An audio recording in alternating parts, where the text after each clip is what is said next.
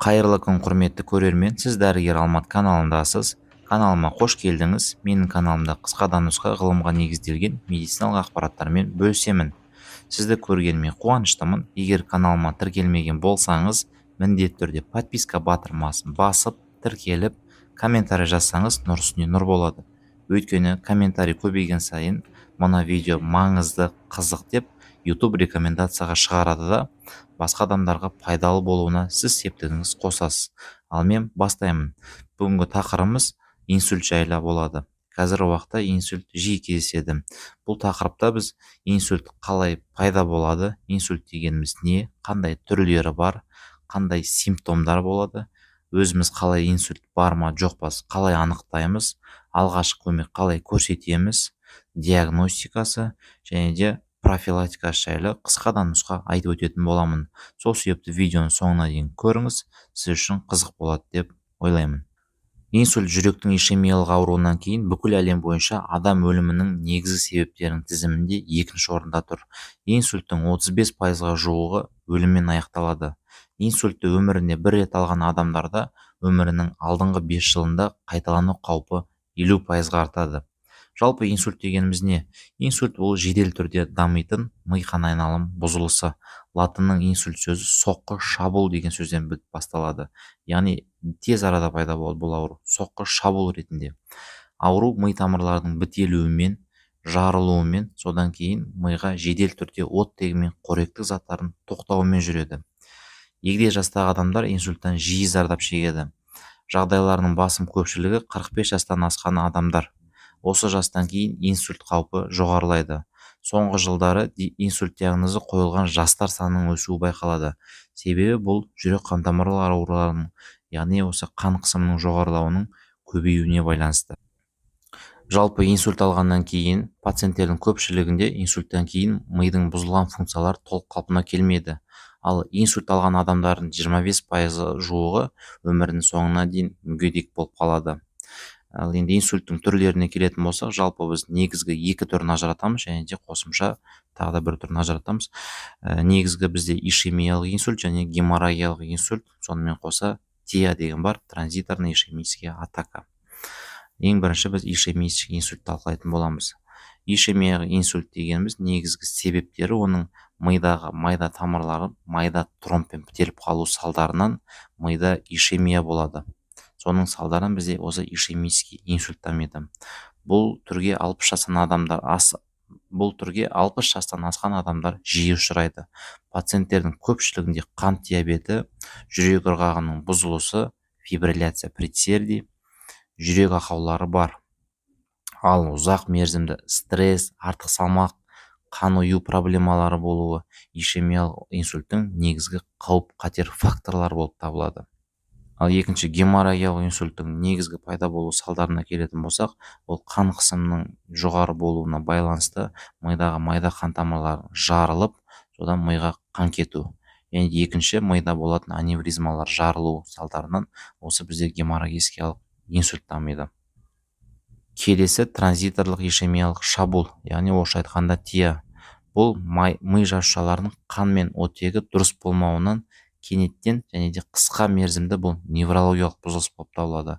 Бұл кез өте қайтымды болып келеді. Дереу уақытында дәрігерге барсаңыз, бұл процесс сізде қайтып кетеді орнына. Келесі инсульттің негізгі қауіп қатер факторлары. Ең бірінші бізде артериялық гипертония, артық салмақ, семіздік, отырықшы өмір салты, гиподинамия, темекі шегу, арақ ішу, пассивті болу, дұрыс тамақтанбау, тұзды, ақуызды тағамдарды, қантты көп тұтыну, қандағы қанттың жоғарылауы, қант диабеті, жоғары холестерин, 55 жастан асқан адамдар және де тұқым қуалаушылығы бар, яғни ата-анасы бұрын инсульт алған болса, тоже сізде қауіп қатер факторына кіресіз. Ал енді инсульттің негізгі симптомдарына келетін болсақ, бізде симптомдар инсульттің түрлеріне байланысты болып келеді. Ишемический инсультта бөлек симптом, геморрагический инсультта бөлек симптом және де транзиторный ишемический атакада тоже өзінің симптомдары болады арнайы. Енді негізгі бізде ишемический инсульттің симптомдарына келетін болсақ, бұл кезде пациентте қан қысымының жоғарылауы, кенеттен қатты бас ауыру, бас айналу, жүрек айналу, есінің бұзылуы байқалуы мүмкін, жүрек айнып құсиды және де дененің әртүрлі бөліктерінде паралич болуы байқалады. Ал егер пациентте геморрагический инсульт болатын болса, пациент көбінесе құрысу болады пациентте, яғни судороги, қатты құсу болады пациентте, есінің бұзылыстары байқалады және де комаға дейін түсіп кетуі мүмкін. Осындай жағдайларда бізде геморрагический инсультқа қауіп қатер бар деген сөз. Ал егер транзиторный ишемический атака болатын болса пациентте, бұл кезде қан қысымы пациенттің жоғарылайды біріншіден, екінші дененің әртүрлі бөліктерін, яғни оң жақ аяқ немесе оң жақ қол деген сияқты аймақтарына жайлап ұюы, бас айналы, бас ауыру, жүрек айну сияқты белгілер байқалады.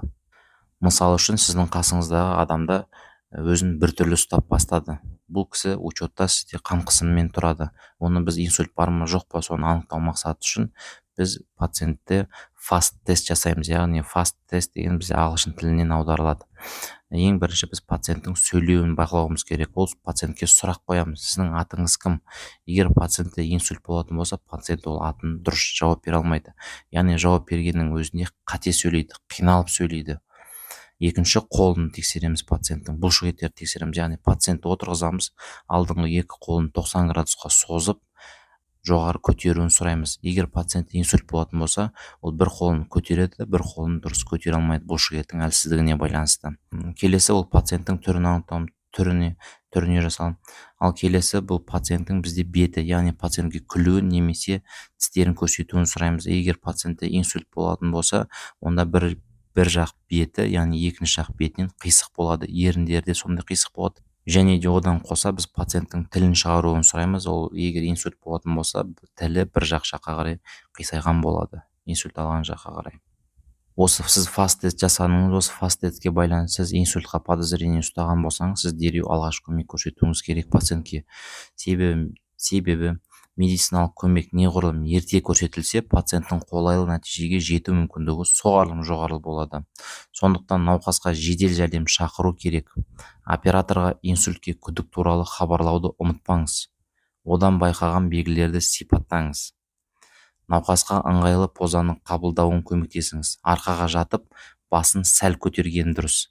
Бастың астына кішкене жастық немесе оралған киім қоюға болады. Жүрек айну белгілері пайда болса, адамға басын бір жаққа бұрып, яғни құсқан жағдайда құсқына шашалып қалмау үшін, яғни басын бір жақ шетіне жатқызамыз.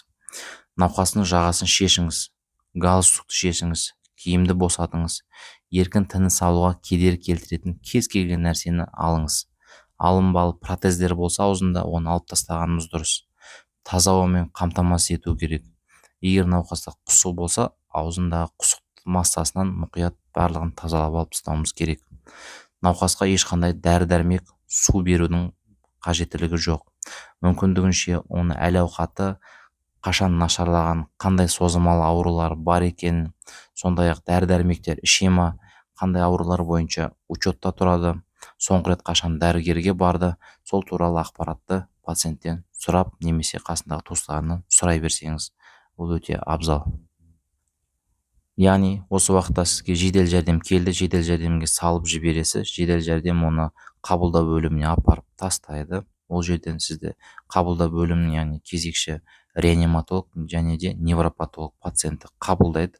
Яғни олар диагностика жасайды. Яғни диагностикасы бізде бірінші очередь клиникасына қараймыз. Егер пациенттің клиникасы инсультқа подозрение келетін болса, біз қосымша КТ немесе МРТ тағайындаймыз пациентке, яғни бас миын түсіруіміз керек.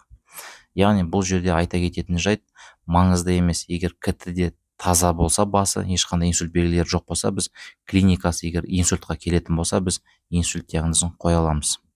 Содан кейін инсульт диагнозы қойылғаннан кейін ол реанимация бөлімшесінде ем қабылдайтын болады. Яғни интенсивті ем сол жақтан қабылдайды барлық емнің бәрін. Ал енді реанимацияда қандай ем жүргізеді десеңіз, ол инсульттің осы түріне байланысты ишемический инсульт өзінің бөлек емі, геморрагический инсульт бөлек, және транзиторный ишемический атака кезінде тоже өзінің арнайы емдері бар. Бұл реанимация бөлімшесінде интенсивті терапия, яғни пациентке жүргізетін болады. осы реанимация бөлімшесінен ем қабылдап, жағдайы тұрақтанғаннан кейін, гемодинамика барлығы тұрақтанғаннан кейін пациентті неврология немесе инсульт бөлімшесіне ауыстырады. Оны ары қарай невропатолог дәрігерлер емін дәші жалғастыратын болады. Ал келесі бізде инсульттің алдын алу.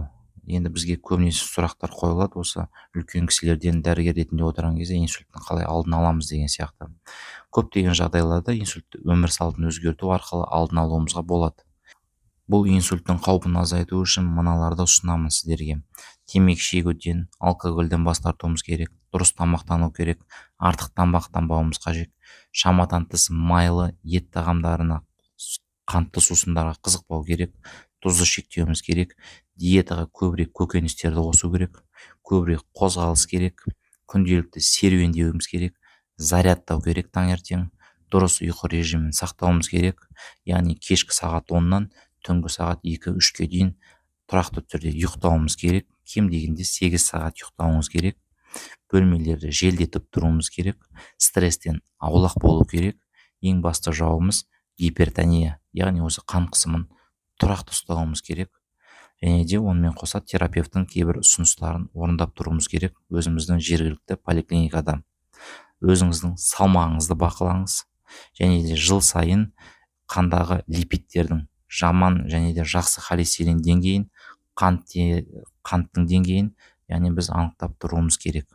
Сонымен қоса біз өзіміз үшін басымызды бір рет МРТ түсіріп қоюымыз керек. Себебі кейбір жағдайларда туа пайда болған немесе жүре пайда болған аневризма болады. Осы аневризманың жарылу салдарынан да геморрагический инсульттар кездесіп тұрады. Соның алдын алу мақсатында жылына бір рет жалпы өмірімізде соның алдын алу мақсатында өмірімізге бір рет для себя дейміз ғой, МРТ головного мозга өтіп қоюымыз өзімізге нұр үстіне нұр.